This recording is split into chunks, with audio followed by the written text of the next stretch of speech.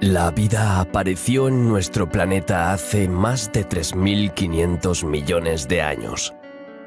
El planeta experimentó periodos en los que el hielo se extendía hasta el ecuador, así como periodos sofocantes y sin hielo en los polos.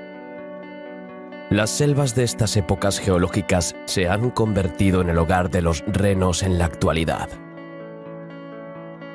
El nivel del mar subió 200 metros por encima del nivel actual, convirtiendo los continentes en archipiélagos. Luego descendió 100 metros por debajo del nivel actual, creando zonas de tierra que ahora están sumergidas. Los continentes se acercaron y luego se alejaron. Los animales, de 600 millones de años, parecen sacados de una película de ciencia ficción. Aunque los dinosaurios son las estrellas indiscutibles del periodo Mesozoico, a menudo se olvida que 400 millones de años antes de su existencia, una multitud de animales les precedieron. De un modo u otro, su mundo cambió como consecuencia del cambio climático, la falta de alimentos o la llegada de nuevos depredadores. La mayoría de las especies no lograron adaptarse y se extinguieron. Sin embargo, dejaron sus huellas en la Tierra al perdurar en los fósiles. Así, estos restos proporcionan una imagen detallada de cómo era la vida en la Tierra antes de los dinosaurios. Estimado viajero, buenos días. Hoy nos vamos de viaje al corazón de las eras proterozoica y paleozoica, es decir, hace más de 400 millones de años antes del reinado de los dinosaurios. Un viaje al pasado para descubrir animales sorprendentes y emocionantes. Un viaje en el que descubrirá nuestro planeta devastado por los peores episodios de extinción que ha conocido. Pero antes de partir hacia otra increíble aventura, no olvides darle like al vídeo y suscribirte al canal para no perderte nada. Gracias a todos y buen viaje.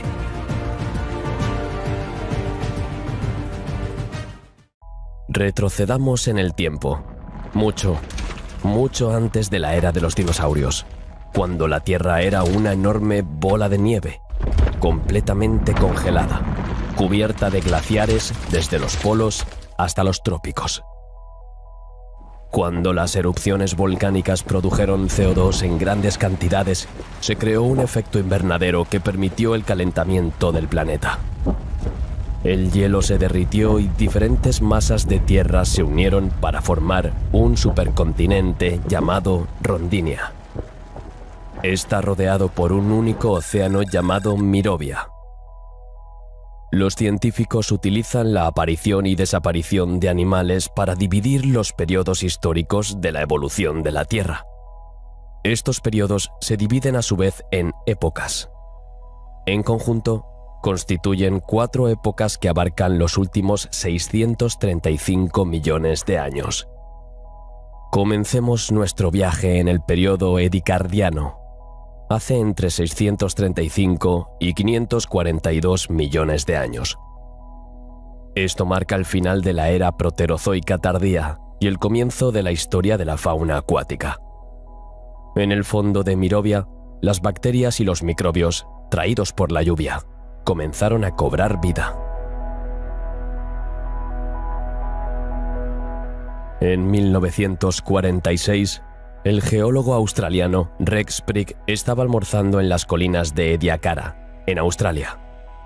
De repente, observó unas extrañas huellas con forma de medusa en unas rocas que tenían 600 millones de años. Acababa de hacer uno de los descubrimientos fósiles más importantes de todos los tiempos, el Dickinsonia. Los paleontólogos creen que el animal más antiguo que vivió en el mar se encontró en Australia y Rusia hace unos 560 millones de años. La Dickinsonia, un animal de cuerpo blando, era ovalada y estaba cubierta de surcos formados por las secciones de su cuerpo. Aunque podía crecer hasta 1,4 metros de largo, era tan grueso como una hoja de papel de fumar. Solo tenía unos centímetros de grosor. Era un animal una planta o una seta? Para responder a esta pregunta, hubo que esperar a 2018 para que un equipo de paleontólogos detectara moléculas de grasa específicas de animales multicelulares en fósiles australianos. Sin embargo, este descubrimiento no es suficiente para certificar que la Dickinsonia pertenece al reino animal. También podría estar relacionado con las medusas o las anémonas de mar, o incluso ser un gusano gigante aplanado.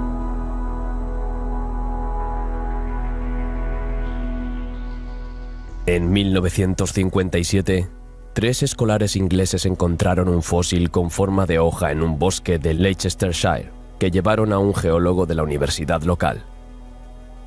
Llamada Charnia masoni, parece un helecho.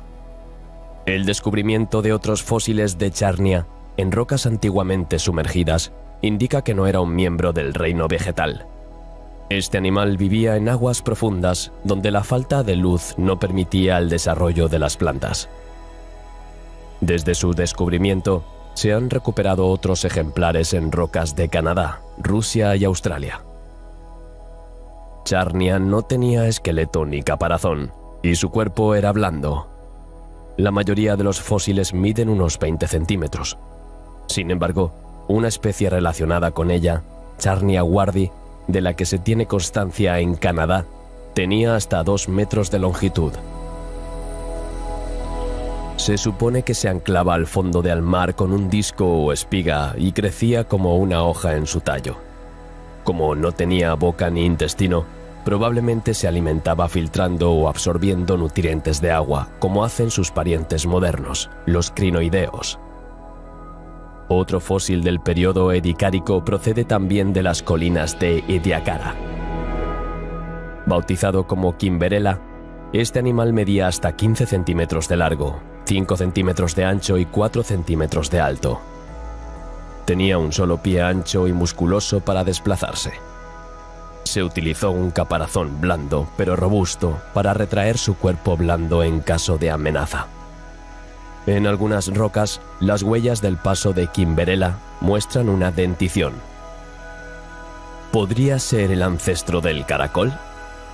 Tiene todas las características que encontramos hoy en día en este animal y se puede afirmar claramente que Kimberella es el molusco más antiguo. Todavía en las colinas de Ediacara, los paleontólogos descubrieron otros fósiles, entre ellos el Tribrachidium. Este animal vivía en aguas poco profundas.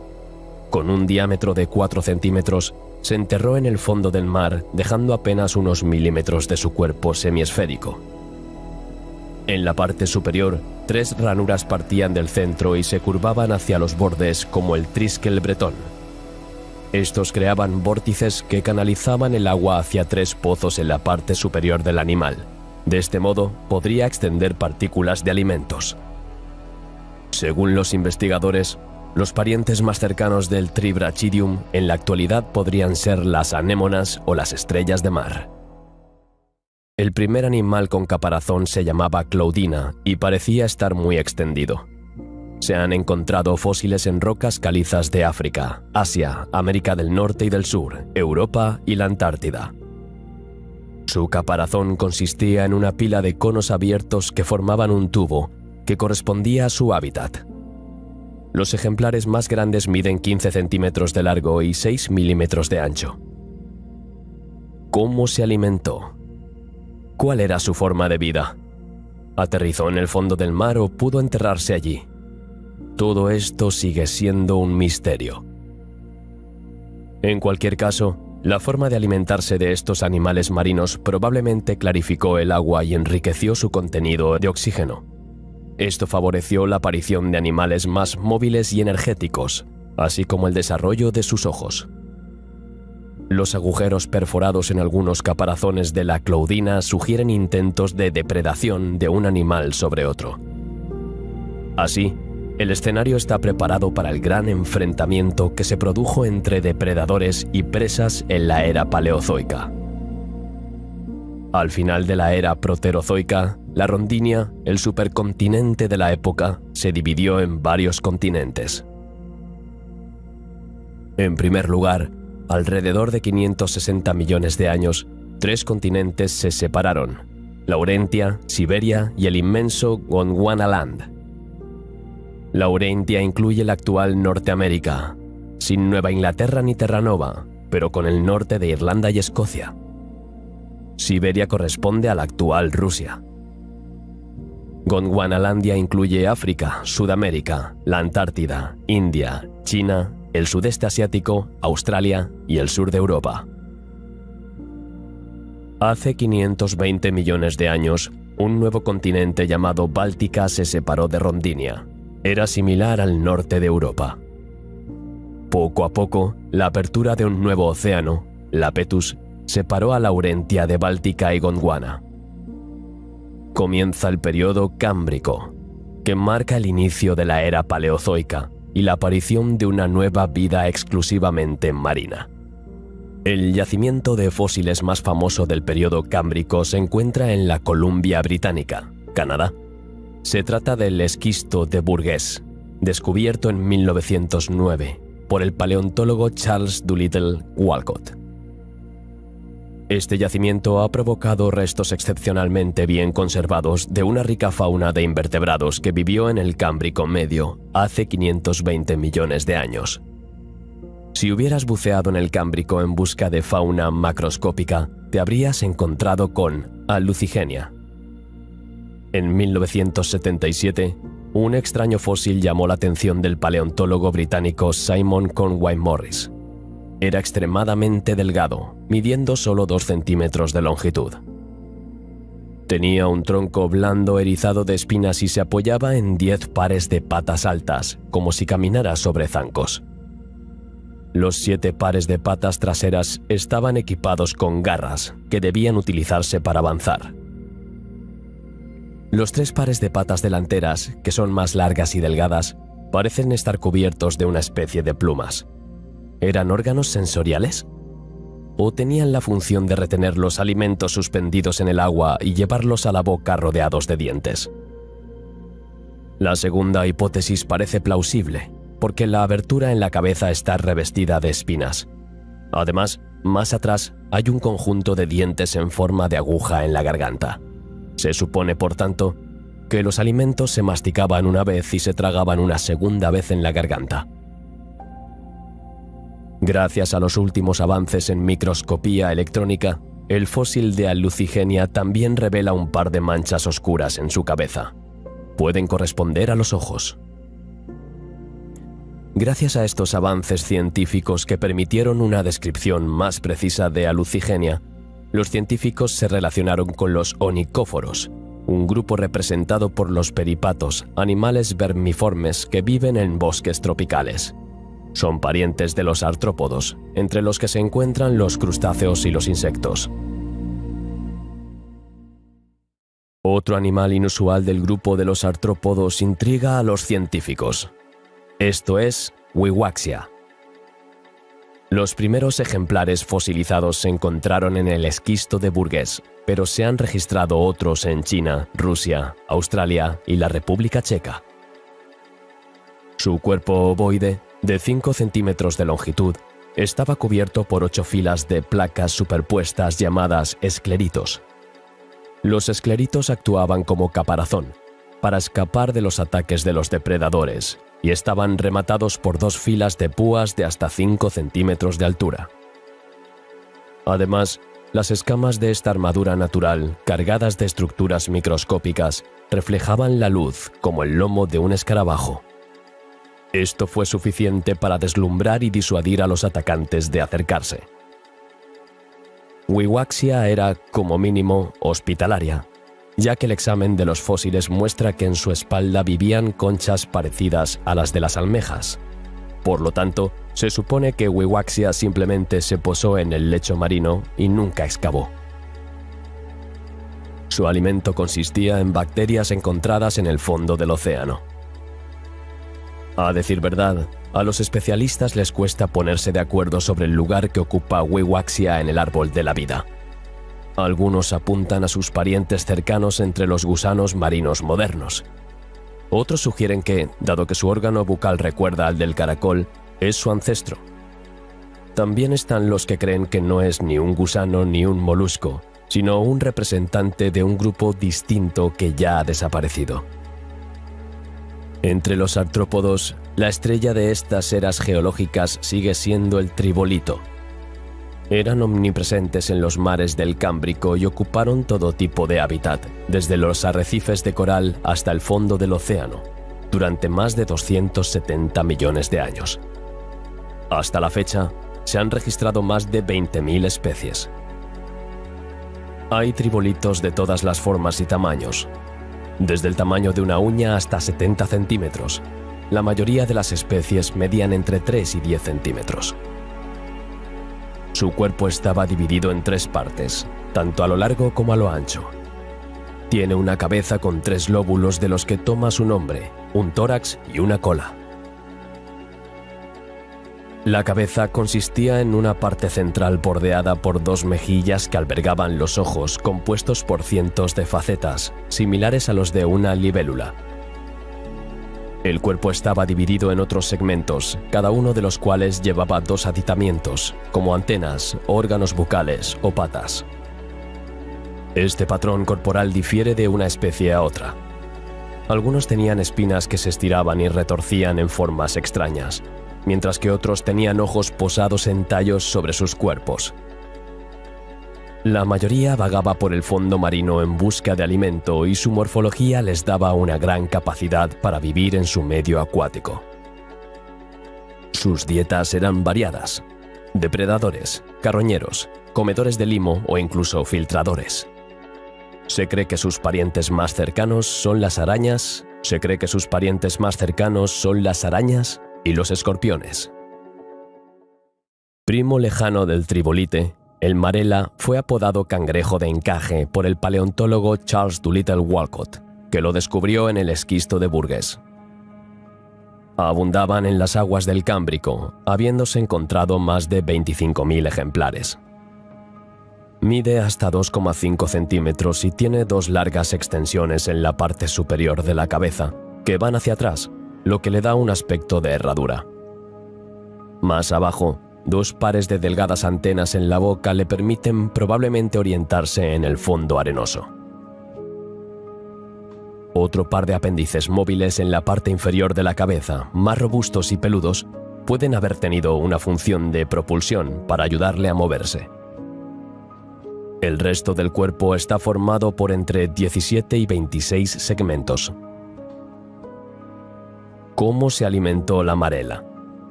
Se han planteado varias hipótesis.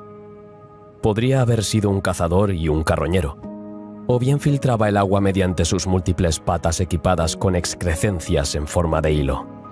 El misterio permanece. Continuemos nuestro descubrimiento de extrañas criaturas marinas del Cámbrico con el cefalópodo Nectocaris pteryx.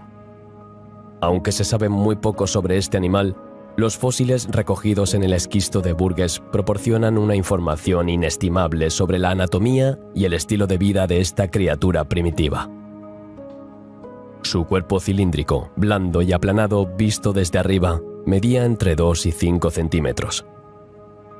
Tenía 2 aletas dorsolaterales, parecidas a un híbrido de raya y calamar. Esto probablemente le permitió nadar rápida y ágilmente a través del agua. También tenía 2 largos tentáculos que salían de su rígida cabeza. El Nectocaris es una criatura peculiar, ya que tiene un par de ojos en forma de varilla. Desde la base de su boca, una especie de cono flexible se abre a una cavidad interna que contiene un par de branquias. Esta chimenea recuerda al sifón, un órgano tubular de los cefalópodos actuales que utilizan para nadar hacia atrás. Los científicos suponen que el Nectocaris lo utilizó para impulsarse en el agua. Probablemente se alimentaba de pequeños organismos como el plancton y las bacterias mientras vivía en aguas poco profundas cerca de la costa. Todas estas características anatómicas son consistentes con la hipótesis de que Nectocaris pteryx es el ancestro de los pulpos y calamares. He aquí uno de los animales más fascinantes del Cámbrico, Opavinia. Su anatomía es bastante extraña. Su cuerpo blando y segmentado de 7 centímetros de longitud le da un aspecto de camarón. Tenía 5 ojos posados en pequeños tallos, 2 delante y 3 detrás, así como una probóscide flexible que terminaba en una especie de garra que probablemente utilizaba para llevarse la comida a la boca. A falta de poderosas mandíbulas, tenía que alimentarse de comida blanda, extrayendo gusanos del suelo. Opavinia no tenía patas. Los 15 segmentos del cuerpo estaban bordeados por lóbulos articulados que pueden haber sido utilizados para arrastrarse y nadar. La aleta caudal en forma de abanico recuerda un poco a la langosta. Esto habría ayudado a que se moviera y navegara. Muchos científicos vieron en Opavinia un espécimen único. Sin embargo, la comparación minuciosa de numerosas especies vivas y fósiles ha llevado a los investigadores a relacionarlo con otros animales segmentados de cuerpo blando e incluso, de lejos, con los artrópodos. Pasemos ahora al monstruo marino del Cámbrico, Anomalocaris. Su cuerpo se asemeja al de un camarón gigante, ya que mide hasta 1 metro de largo. Era un cazador formidable, el mayor depredador acuático de esta época. Armados con pinchos, los órganos bucales cuelgan de la cabeza. Su boca redonda y aplanada, formada por placas, se asemeja al obturador de una cámara. ¿Su presa favorita? Probablemente tribolites, ya que los paleontólogos han observado marcas de mordedura en algunos especímenes correspondientes a su mandíbula. Sin embargo, el paleontólogo James Whitey Hagador sugirió que este depredador no podía comer presas de cáscara dura. Así que Anomalocaris puede haberse alimentado de tribolitos durante el periodo de mutación, pero ciertamente era más una amenaza para los gusanos. Desde Groenlandia hasta Australia, se han encontrado varias docenas de ejemplares en rocas del Cámbrico. Como la forma de las partes de la boca varía de una especie a otra, se supone que difieren en su dieta. Algunos parecen haberse especializado en la depredación, mientras que otros rebuscaban en el lecho marino o en el agua filtrada para capturar criaturas diminutas.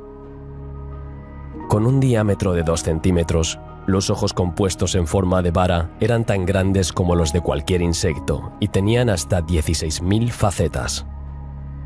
Incluso después de la aparición de los peces, el Anomalocaris siguió siendo una de las mayores criaturas marinas hasta el periodo Ordovícico.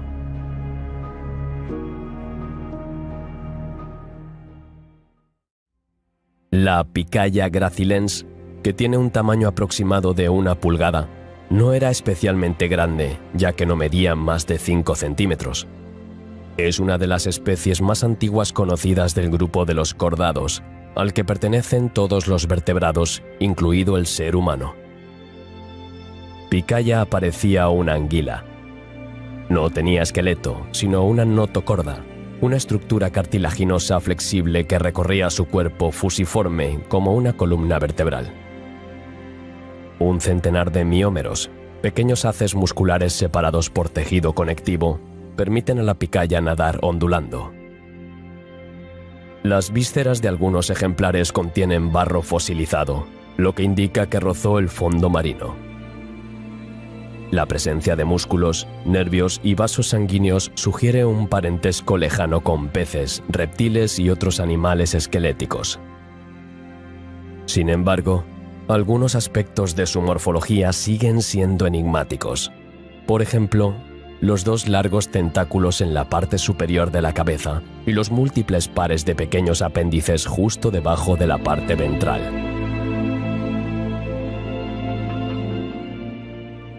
Milocunmingia también pertenece al grupo de los cordados. Más pequeño que la picaya, su cuerpo no es más grande que un clip. Sus fósiles proceden del esquisto de Maotianshan, en Zhenjiang, al sur de China. Parece un pez con aletas, músculos, cráneo e incluso branquias. Muchos investigadores lo consideran el primer vertebrado conocido, aunque no tiene estructura ósea, sino un esqueleto de cartílago blando. Así, durante el Cámbrico, la vida despegó de una forma sin precedentes. Este periodo fue un trampolín para la explosión de la diversidad de animales acuáticos que se observó durante el Ordovícico.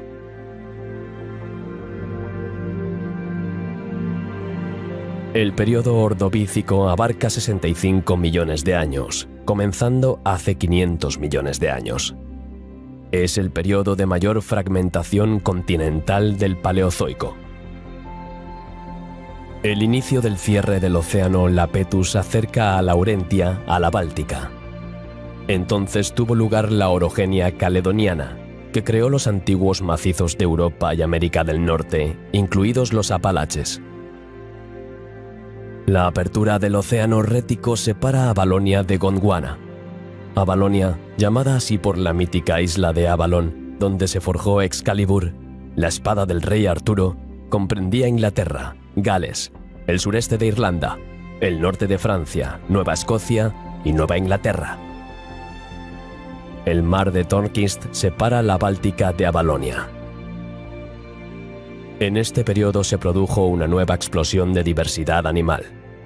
El registro fósil muestra un número creciente de especies de aguas profundas, animales planctónicos que nadaban en mar abierto y depredadores bien equipados para capturarlos. Construidos por esponjas y otras criaturas, los arrecifes crecieron y se multiplicaron, dando cobijo a más animales. Al mismo tiempo, algunos dieron sus primeros pasos en tierra en breves excursiones fuera del agua, dejando sus huellas en la orilla. La vegetación de la época consistía principalmente en musgos y líquenes. Gran parte de la fauna primitiva vivía en los mares poco profundos cercanos a la costa. Pero para cualquier animal que pudiera nadar lo suficientemente lejos en el mar, el océano abierto ofrecía un vasto territorio, nuevos recursos alimenticios y quizá menos depredadores. Junto con los crustáceos y otros artrópodos, el Nautiloides es un molusco primo del calamar y el pulpo. Los fósiles encontrados en rocas del Ordovícico de 470 millones de años de antigüedad demuestran que estaban presentes en todo el mundo. Son animales que se adaptaron gradualmente a la vida en aguas profundas. Se cree que los primeros nautiloides eran planctívoros que subían y bajaban en el agua, llenando de gas las cavidades de su caparazón y vaciándolas después. Para ello cambiaron la concentración química de sus fluidos corporales. El aumento de la concentración transfiere agua de la cáscara al cuerpo. Esto hace que el caparazón se llene de gas. Cuando la cantidad de gas en el caparazón aumenta, el animal también lo hace y viceversa. Los nautiloides se volvieron entonces más móviles. Se desplazaban proyectando un chorro de agua a través de un agujero cerca de la cabeza y cazaban con sus tentáculos, que llevaban la comida a sus duros picos. La mayoría tenía caparazones de solo unos 10 centímetros de largo, pero otros eran enormes y podían alcanzar hasta 6 metros de longitud. En ese momento, estaban en la cima de la cadena alimentaria acuática. Las conchas fósiles dañadas muestran que los nautiloides probablemente se atacaban entre sí. Los rastros de color conservados en algunos fósiles sugieren incluso que algunas especies practicaban el camuflaje. De hecho, en la mitad superior del caparazón, las rayas grises y marrones permiten al animal confundirse con las aguas oscuras. Imagina un renacuajo gigante y tendrás una buena idea de cómo eran los primeros vertebrados. De ellas, Sacabambaspis jambieri es una de las más antiguas y mejor conocidas.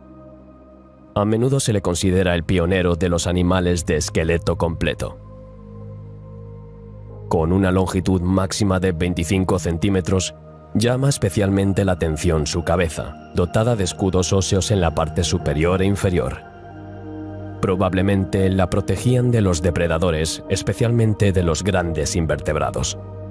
El resto del cuerpo estaba cubierto de largas escamas. No tenía mandíbulas y tenía que recoger o chupar la comida del fondo del agua y luego aplastarla en su garganta. Los ojos estaban situados entre dos pequeñas fosas nasales y la boca estaba armada con placas muy finas. El Sacabambaspis vivía en aguas poco profundas, cerca de la orilla. Algunos fósiles tienen arañazos en el vientre hechos al raspar el fondo marino.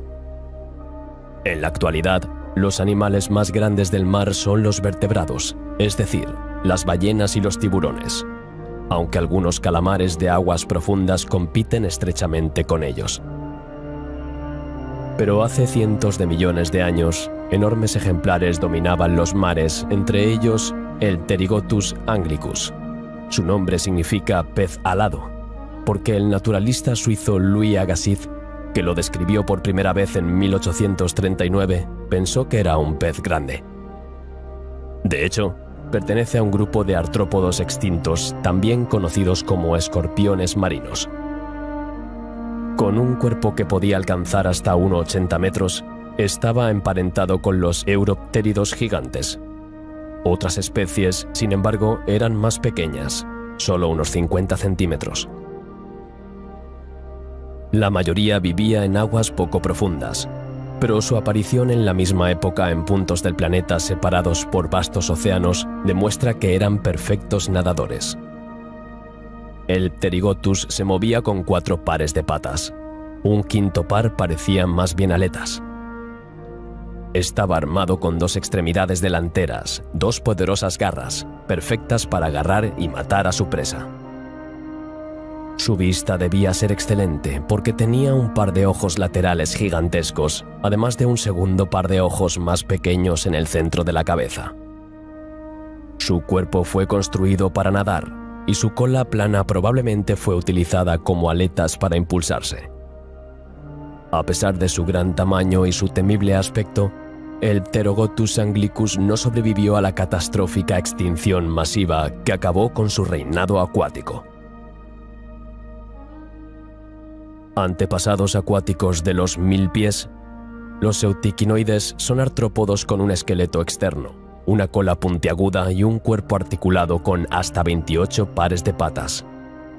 Del tamaño de una gamba grande de unos 10 centímetros, son más bien un cruce entre una langosta y una cochinilla. Las rocas que contienen los fósiles más antiguos conocidos de euticarcoideos datan de finales del Cámbrico. Los científicos sugieren que fueron los primeros animales que se aventuraron en tierra firme, donde la costa estaba llena de microbios y bacterias. Una comida servida en una bandeja, si pudieras alcanzarla con la marea baja. Además, aventurarse fuera del agua ofrecía una vía de escape de los ataques de los depredadores. A finales del Ordovícico se produjo una gran extinción, al desaparecer el 85% de las especies existentes. Afectó tanto a organismos que viven en el fondo como tribolitos, equinodermos y braquiópodos, como a formas pelágicas, como los nautiloides. Esta extinción masiva se ha relacionado con la glaciación que se produjo en esta época. El Polo Sur estaba entonces situado en el actual Níger y gran parte de Gondwana estaba cubierta por una gruesa capa de hielo, 2 veces más grande que la actual capa de hielo de la Antártida.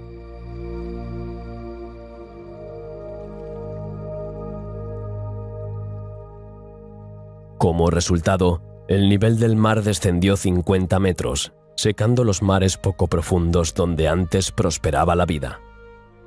Además, un evento anóxico, es decir, una disminución extrema de los niveles de oxígeno en el agua del mar, desestabilizó el ecosistema de la vida marina.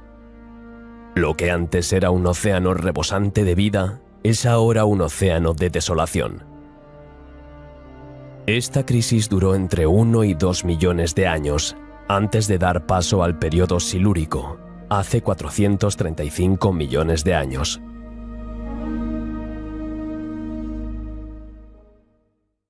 Al principio de este tercer periodo paleozoico, que comenzó hace 444 millones de años y duró más de 28 millones de años, El deshielo de los casquetes polares provocó una subida general del nivel de los océanos y de los mares poco profundos que cubrían las plataformas continentales.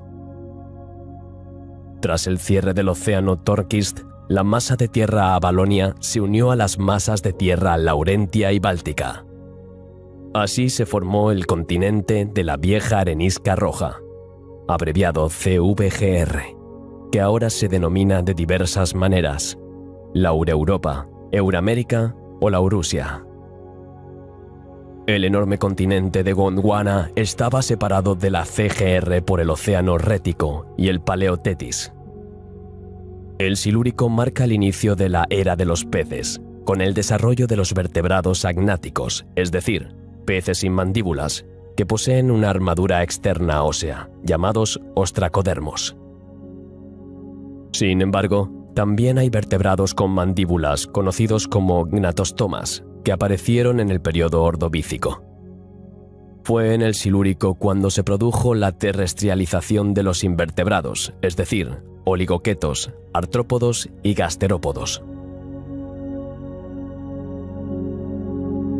Los macrofósiles vegetales más antiguos datan del Silúrico, pero son escasos. Tras las extinciones masivas del final del Ordovícico, la vida volvió a proliferar y diversificarse.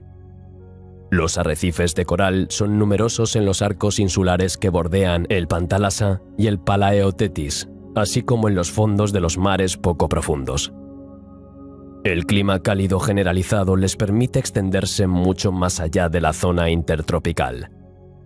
Los corales son principalmente tetracoraliáridos, también conocidos como corales rugosos y tabulados. Los animales emblemáticos del Silúrico son los euriptéridos.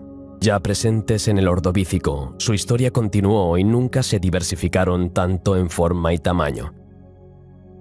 El acontecimiento más importante entre los vertebrados fue la aparición de la mandíbula, que se formó a partir del segundo arco branquial de la gnata.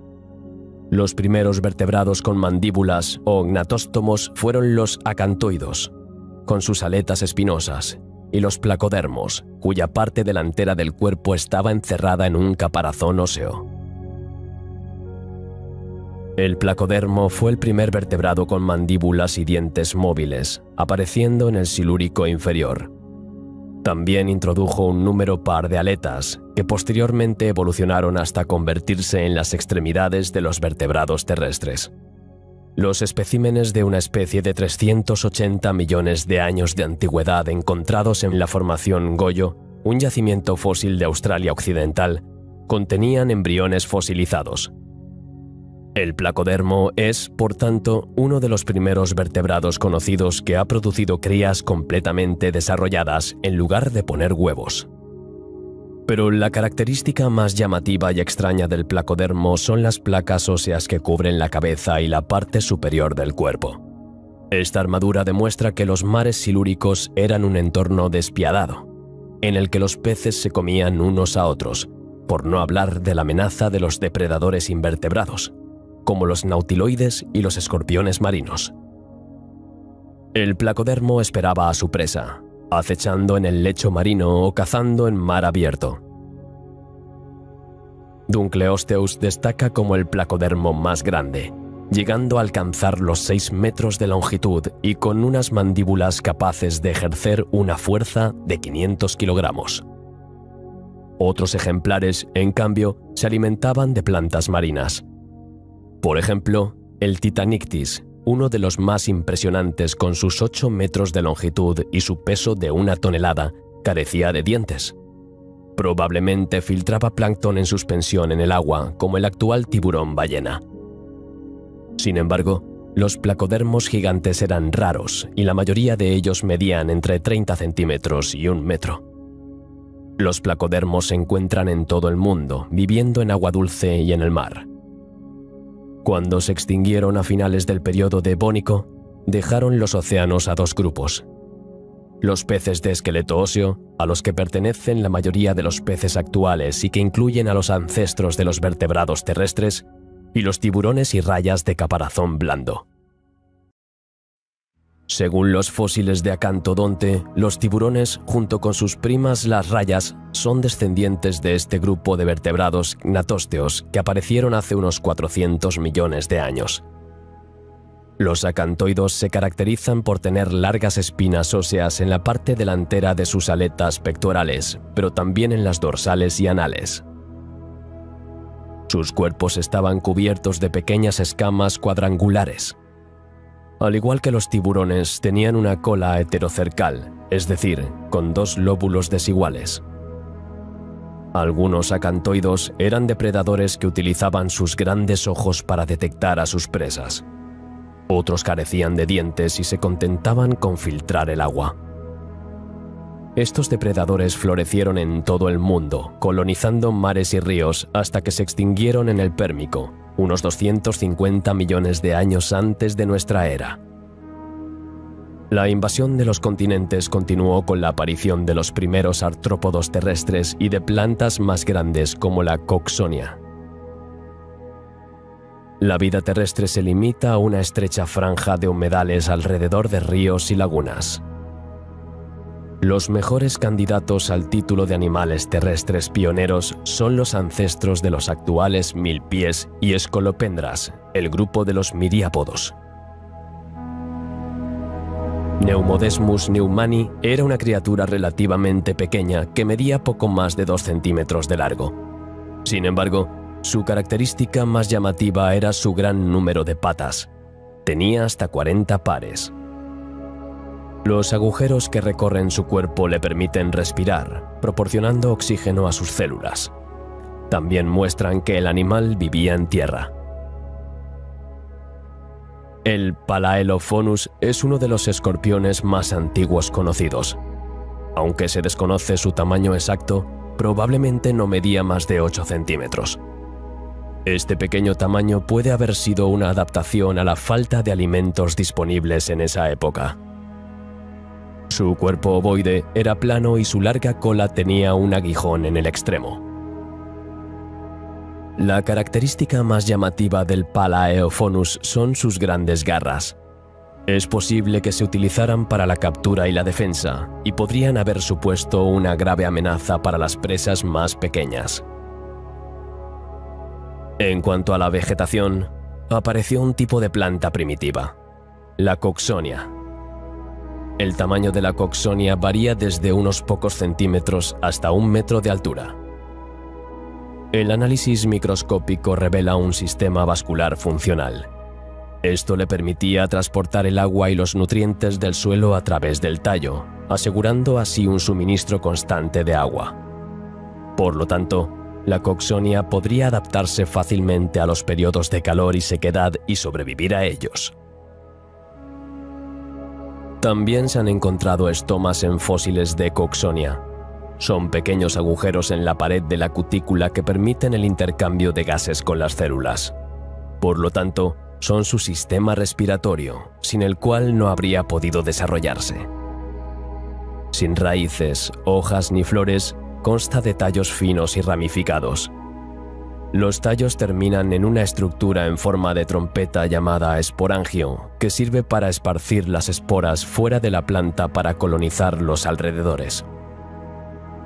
Estas pequeñas plantas dominaron los continentes durante 40 millones de años. Fueron un importante peldaño en la evolución de las plantas terrestres. Entre sus descendientes se encuentran algunas de las plantas actuales más conocidas, como los helechos, los musgos y las plantas con flor. Además, al difundir el oxígeno en la atmósfera y estabilizar los suelos, también contribuyeron a la llegada de animales terrestres. El Devónico se sitúa entre el Silúrico y el Carbonífero. Este periodo se extiende desde hace 418 a 359 millones de años atrás. El periodo devónico está marcado por la desaparición del Océano Rético, que permitió al supercontinente Gondwana continuar su lenta deriva hacia la Eurusia. En este periodo se produjo la transición de los peces a los tetrápodos, animales con 4 extremidades y cuello, así como la aparición de los hexápodos, que agrupan a los insectos y artrópodos con 3 pares de patas. Aparte del Pantalasa, la mayor parte del Paleoocéano, heredado del Paleozoico inferior, se cerró durante el Devónico, dando lugar a una configuración paleogeográfica prepangea. Los primeros bosques se establecieron en las regiones ecuatoriales de Laurasia, participando en la actividad fotosintética que permitió el desarrollo de la capa de ozono. Todos estos acontecimientos tuvieron lugar en un clima generalmente cálido, responsable del desarrollo de sedimentos siliclásticos oxidados, la vieja arenisca roja, y de rocas carbonatadas en las que proliferaron las formaciones arrecifales. El clima uniformemente cálido de principios del Devónico favoreció el desarrollo de los arrecifes. Los animales constructores son invertebrados que viven en colonias, llamados estromatoporos. Los corales tabulados y los corales terracorrientes del período silúrico aún recubren el fondo del océano. Los placodermos siguen dominando los ecosistemas. Los Dunkleosteus, por ejemplo, son un formidable depredador y una amenaza para los euriptéridos gigantes. Aunque ya estaban presentes en esta época, los tiburones aún no eran los depredadores supremos de los mares. A ellos se unieron varios representantes de los grupos de peces de escama, a saber, los actinopterigios, los acantoidos y los sarcopterigios. Los graptolitos, clasificados como algas, esponjas, hidrozoos, briozoos y pterobranquios, desaparecieron a finales del Devónico inferior. Solo una familia de graptolitos bentónicos pasó al Carbonífero. El fondo marino sigue dominado por los branquiópodos, de los que solo quedan reliquias en nuestros mares actuales. Los moluscos bivalvos se convirtieron en mariscos diversificados y abundantes en las aguas poco profundas de la costa, como sigue ocurriendo en la actualidad. Los grandes moluscos nautiloides comienzan a declinar, pero dan lugar a los amonoides, omnipresentes en los mares mesozoicos. Los equinodermos, principalmente crinoideos o lirios de mar, formaban verdaderos lechos de hierbas marinas a nivel local. Los peces del Devónico pueden dividirse en dos grupos principales: los agnatos, peces sin mandíbula, y los gnatóstomos, o peces con mandíbula. De estos dos grupos, los agnatos fueron los que tuvieron más dificultades para sobrevivir a la gran crisis biológica de finales del Devónico. De los 6 grupos conocidos en este momento, 4 se extinguieron. De las que sobrevivieron, hoy solo quedan unas pocas especies, como las lampreas y los mixinos. Entre los gnatóstomos, los destinos fueron diversos. Por un lado, los últimos acantodos desaparecieron después del Devónico, al igual que los últimos placodermos. Por otro lado, los tiburones y las rayas han prosperado hasta nuestros días.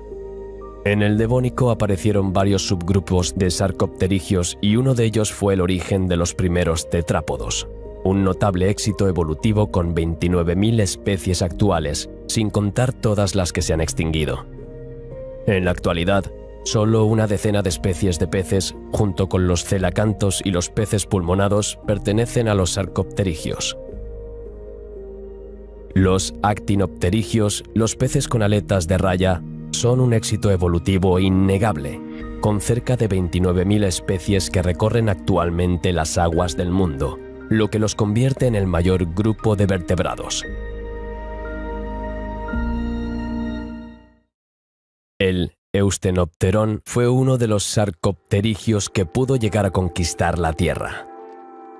Tenía un par de aletas pélvicas y un par de aletas pectorales carnosas, cada una conectada al cuerpo por un solo hueso.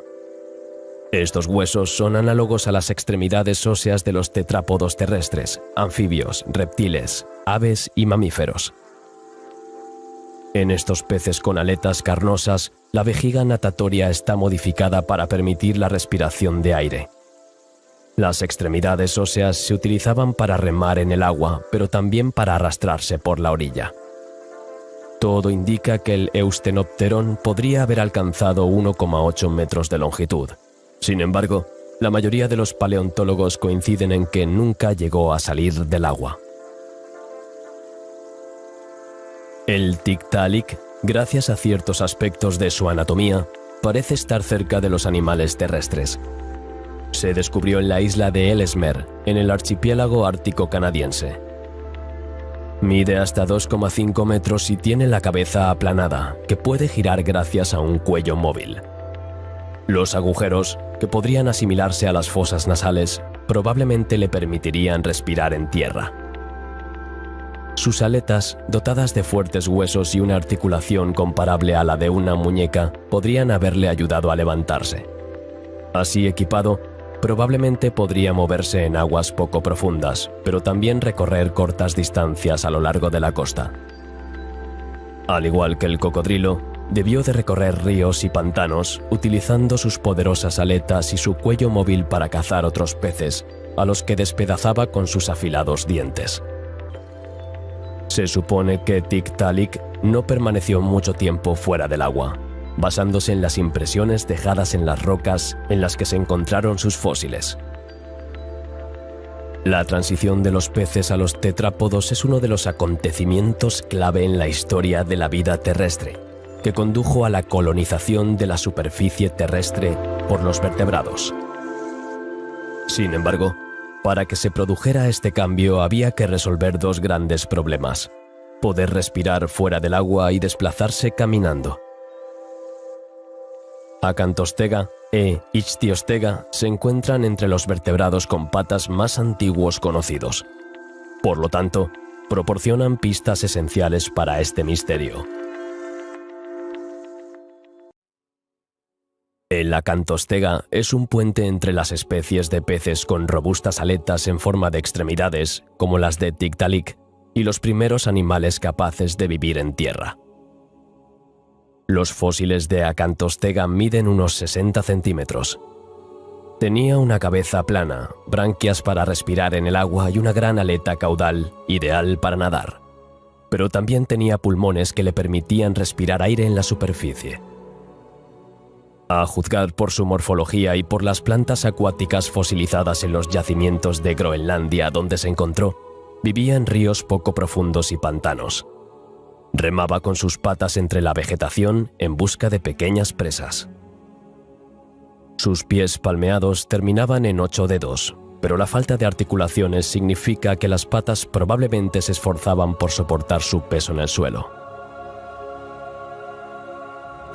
En cuanto al Ichthyostega, se caracteriza por ser un primo grande del Acantostega, ya que puede superar el metro.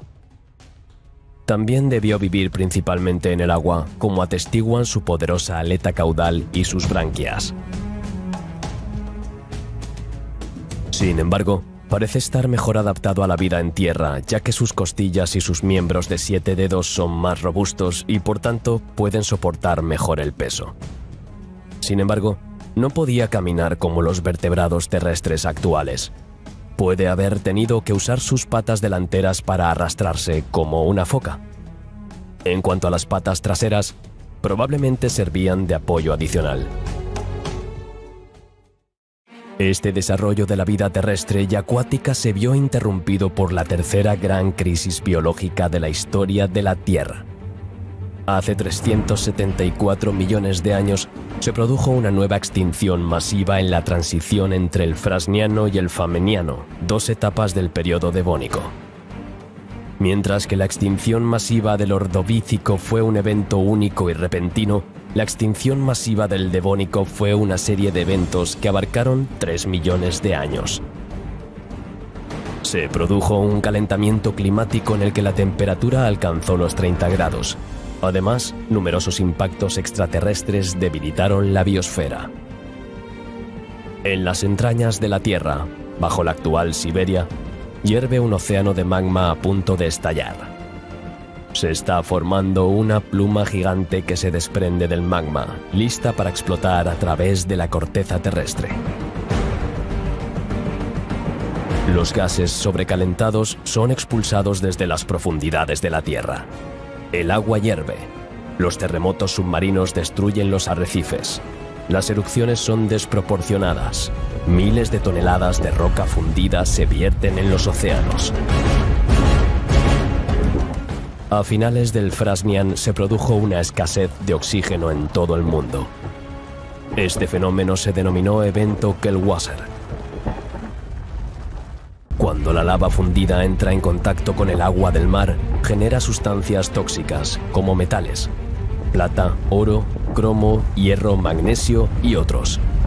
El océano está contaminado y la vida marina está devastada. Los gases se liberan en la atmósfera, liberando cantidades masivas de dióxido de carbono, y poco a poco el aire se carga de gases de efecto invernadero. Las temperaturas suben y las corrientes oceánicas se detienen. El agua alcanza más de 30 grados en el Ecuador. Es la desolación. El medio acuático está muriendo. 250.000 años después de la primera erupción, la Tierra sigue vertiendo magma. Con la atmósfera saturada de dióxido de carbono, la vegetación explotó e invadió la superficie de la Tierra. Las hojas llevan miles de años cayendo, pudriéndose en el suelo y formando la primera capa de humus del planeta. Este suelo rico en nutrientes es arrastrado por las lluvias y desemboca en los mares. Absorbidas por las algas, crecen sin control, robando todo el oxígeno y asfixiando la vida acuática. Las costas están infestadas y saturadas de plantas. Estas erupciones, que hasta ahora se producían en el mar, están empezando a producirse en tierra. El aire se carga de dióxido de azufre, metano y dióxido de carbono. Se producen enormes erupciones, se lanzan a la atmósfera gigantescas nubes de ceniza de varios kilómetros de altura. El planeta se vacía de sus entrañas. Es el caos en la Tierra. El cielo se oscurece. La ceniza ardiente cae sobre los continentes. Los incendios estallan en todo el mundo. El sol ya no penetra en la atmósfera. Es el invierno volcánico.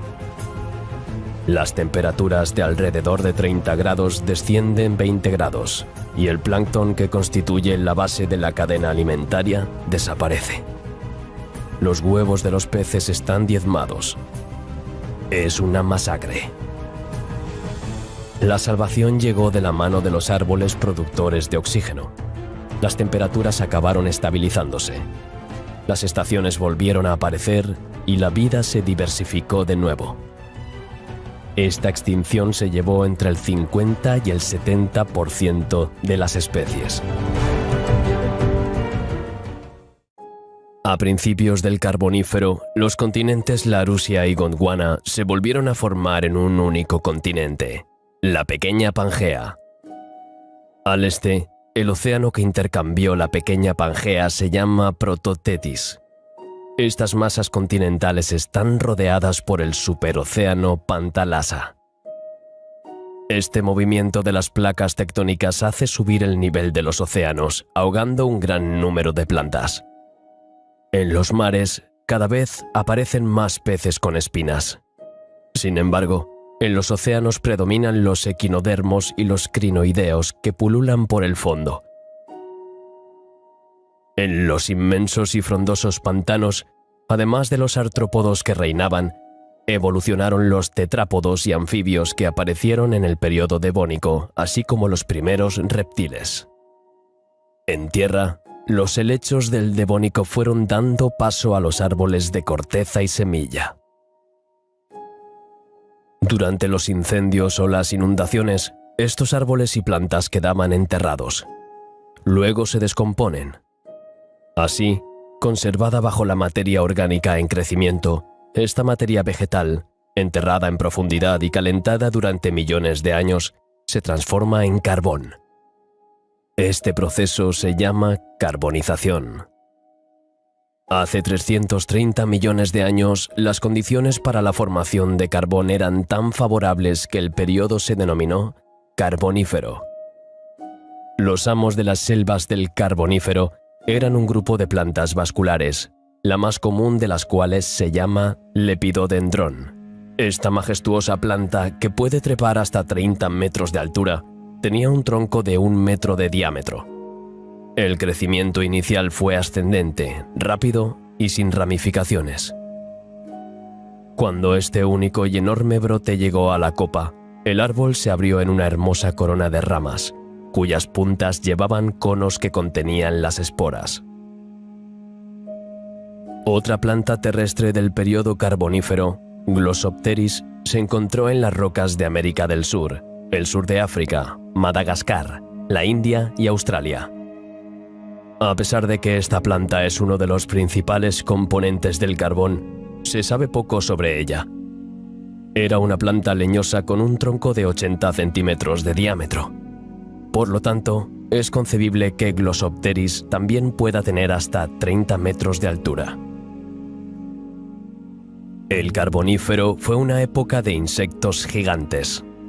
Libélulas del tamaño de grandes aves, cucarachas tan grandes como ratones y escorpiones de más de 50 centímetros de longitud. Pero la medalla de oro se la lleva Arthropleura, el mayor invertebrado de esta época. Aunque todavía no se ha encontrado ningún fósil completo, los científicos coinciden en que, basándose en el estudio de fragmentos y rastros fósiles, podría haber tenido hasta 2 metros de longitud y 50 centímetros de ancho. Este pariente del milpiés moderno estaba cubierto por un grueso y pesado caparazón hecho de placas de quitina, una sustancia dura que se encuentra en el exoesqueleto de los insectos. Vivía en pantanos tropicales cubiertos por bosques de helechos arbóreos y otras plantas primitivas. Como aún no se han encontrado bocas fósiles, los científicos suponen que era un herbívoro, ya que las heces fósiles atribuidas a Arthropleura contienen esporas de plantas.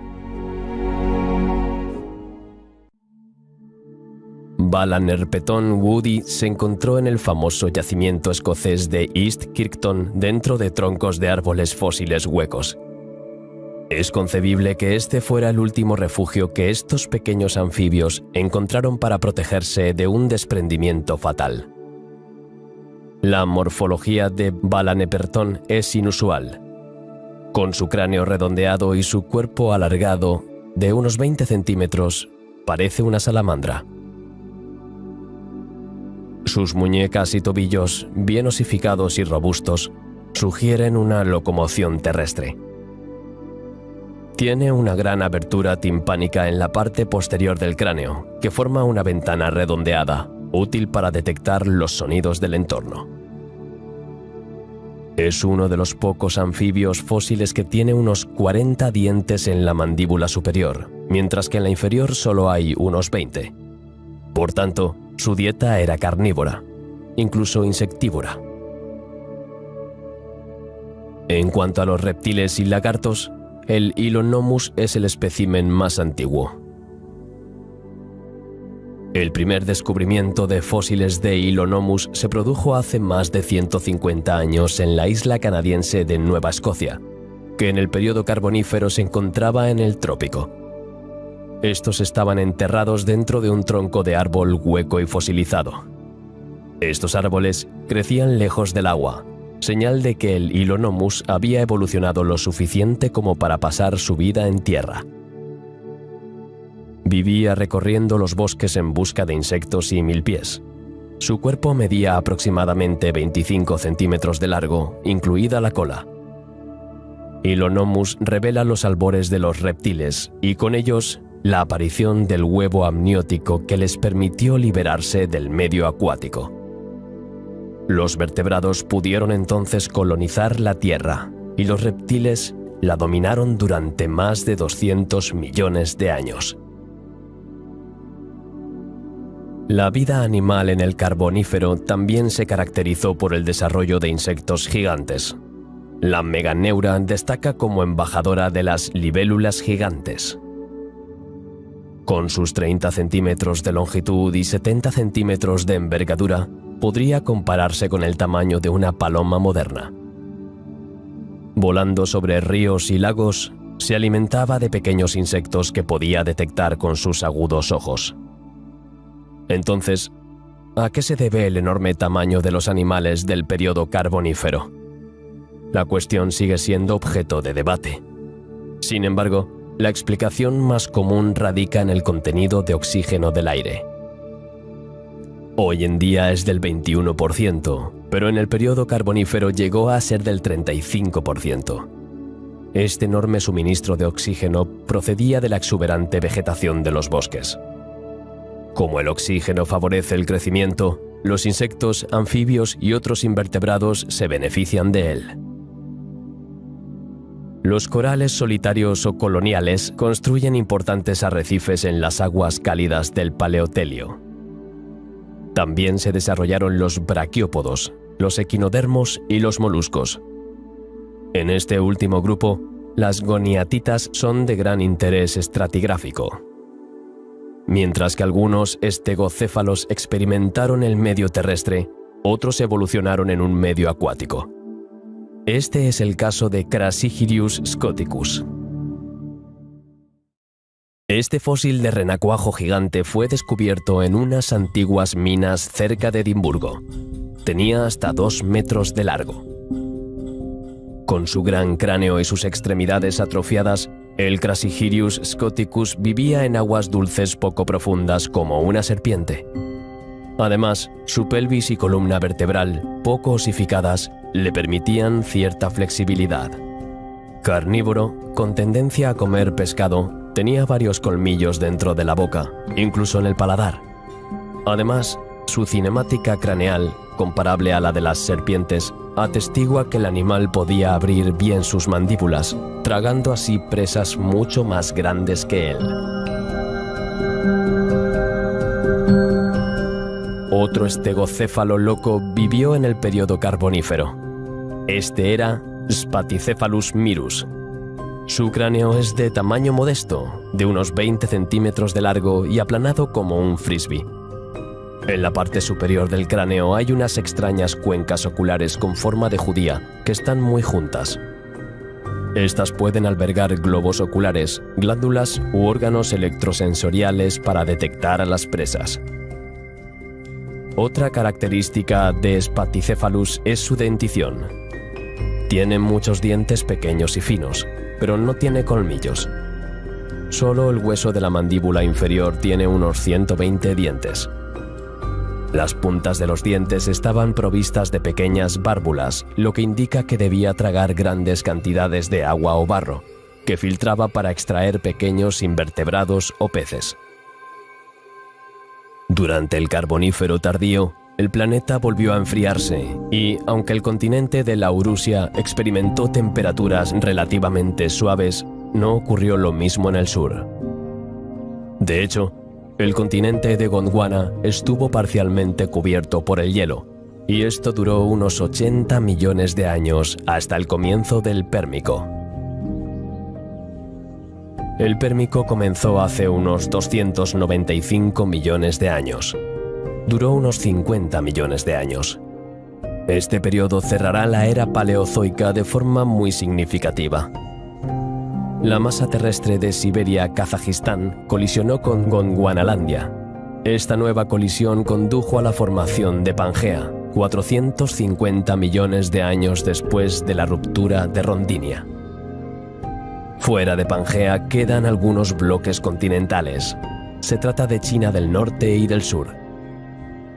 El vals continental tendió a cambiar el clima y, como resultado, la Tierra adquirió una nueva cara. Las tierras antaño pantanosas, húmedas y de exuberante vegetación del Carbonífero dieron paso a vastos desiertos áridos y a cordilleras formadas como resultado de la colisión de masas continentales. Durante el Pérmico, el nivel global del mar siguió descendiendo hasta alcanzar un nivel cercano al de nuestros océanos actuales. Al este de Pangea se encuentra el océano Tetis. Al oeste de este megacontinente se encuentra el vasto y único océano Pantalasa. En su centro, el joven continente de Pangea, que se extiende casi de polo a polo, está sometido a condiciones climáticas extremas y muy variables.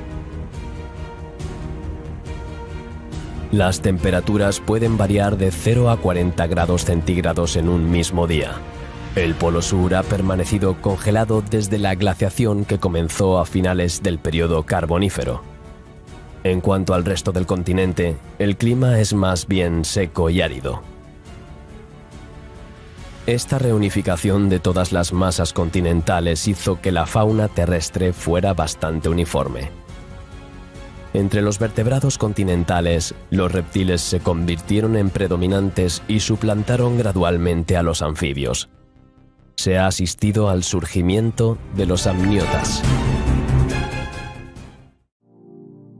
Aunque los anfibios actuales son pequeños, su ancestro Eriops no pasó desapercibido. Sus fósiles fueron descubiertos en las rocas del Pérmico inferior de Texas y Nuevo México. Es uno de los principales representantes de los temnospóndilos, un grupo de anfibios cuyo estilo de vida era semiacuático y semiterrestre. El Eriops puede alcanzar los 2 metros de longitud. Sus cortas y poderosas patas estaban compuestas por 4 dedos en las delanteras y 5 en las traseras. La cola era de tamaño modesto y suponía algo más de 1/3 de la longitud total del animal. Su cráneo era enorme, ancho y plano. Su boca depredadora mostraba numerosos dientes afilados. Probablemente dividía su vida entre los pantanos y la tierra firme, donde podía alimentarse de pequeños peces y animales terrestres. Sin embargo, Eriops tiene un gran depredador. Este es Dimetrodon. El Dimetrodon puede parecer un dinosaurio, pero no es su ancestro. El Dimetrodon pertenece al grupo de los sinápsidos, que es anterior a los dinosaurios. Es uno de los superdepredadores más antiguos, que vive en la cima de la cadena alimentaria. Su nombre engloba una docena de especies cuyo tamaño oscila entre los 60 centímetros y los casi 5 metros. Los ejemplares más macizos podían alcanzar los 300 kilogramos, un peso superior al de un oso pardo adulto. Sus mandíbulas tienen formidables dientes almenados y afilados caninos en la parte delantera. Su mordida debió ser muy eficaz para matar, trocear y devorar grandes anfibios y peces. Tenía una cola poderosa y unas piernas musculosas y robustas. Su espalda estaba formada por largas espinas en forma de velo que se apoyaban en las vértebras. Los científicos se han preguntado durante mucho tiempo sobre el papel de esta vela dorsal. Algunos paleontólogos han sugerido que la vela podría haber servido como camuflaje entre los largos juncos, como refuerzo de la columna vertebral o para regular la temperatura corporal. Otros científicos afirman que la vela trasera era un adorno colorido para atraer a las parejas o intimidar a los rivales. La verdad puede ser una mezcla de varias teorías. La espectacular crisis del Pérmico se produjo hace 252 millones de años. Fue la mayor catástrofe ecológica de la historia de la Tierra. Se caracterizó por una drástica reducción de la vida marina. El 96% de las especies perdieron la vida en el proceso. Las formaciones de arrecifes vuelven a estar en primera línea. Otros animales que viven cerca del fondo sufren un destino similar. Los braquiópodos están perdiendo su diversidad, al igual que los briozoos y los equinodermos, especialmente los crinoideos. Según estimaciones científicas, el 75% de las especies de animales y plantas terrestres se han extinguido, incluso casi todos los reptiles. Las causas de esta extinción siguen siendo objeto de debate. Las más citadas son la anoxia de los océanos, un gran vulcanismo en Siberia, un descenso importante del nivel del mar o una combinación de todas ellas. Sin embargo, predomina la hipótesis volcánica. Los vastos flujos de lava que se extienden a lo largo de 2 millones de kilómetros cuadrados habrían cambiado profundamente el clima de la Tierra. Como resultado, muchas zonas quedaron inhabitables.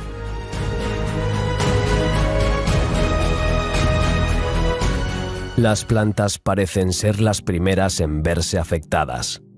De hecho, un estudio de granos de polen fosilizados, rocas y sedimentos en Australia mostró altos niveles de níquel para el periodo en cuestión, Según los investigadores, se originó en Siberia, vaporizada por erupciones volcánicas.